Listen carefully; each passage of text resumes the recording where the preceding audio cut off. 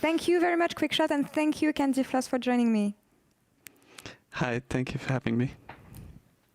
You're welcome. So you just told me this is your very first interview on broadcast. So I know you became a coach in 2018, but you were previously known as a jungler before that. So tell me about your job as at Misfits as a strategic coach, and how did your experience as a player could help you during this job?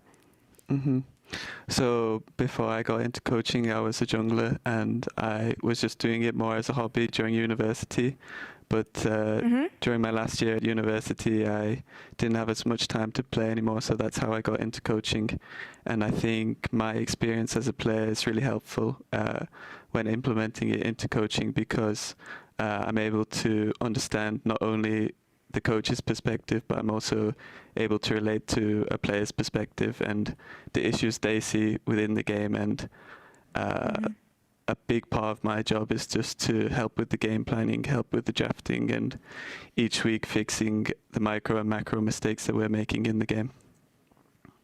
Right, as you said, you can see the two sides of the coin, if that makes sense. So when you take an example as last week when you went 0-2 as Misfits, how did you tackle the issues that you guys had, and how different can be your approach when you deal with veteran players like Kobe and Vander maybe, or rookie players like Video?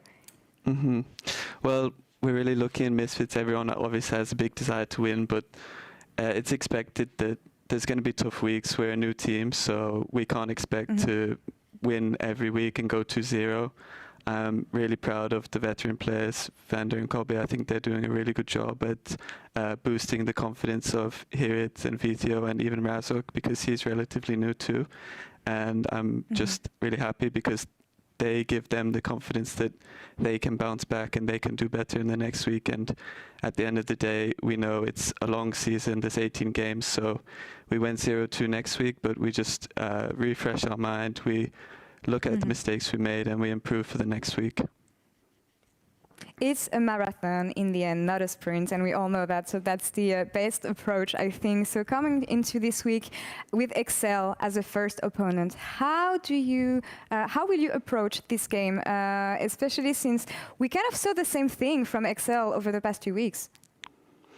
I think Excel is a really solid team. They play really disciplined and follow their game plan. I think their main strength as a team is their AD carry Patrick. I think he's a great player, but it's also in some ways a double-edged sword, because I think sometimes they're too reliant on him and it's the Patrick show, and if he doesn't show up, then I think their backup plan is not so good. So I think we will be able to gain advantages through their kind of linear play style, and we just have to be aware of the pocket picks and the surprise picks that they do, like the Ivan top, the Lulu top, and that's just something that we'll be cautious of in the draft. All right, seems like you have a solid plan. I can't wait to see you guys on stage against Excel today. Thank you very much, Candy Floss, for the interview. Thank you.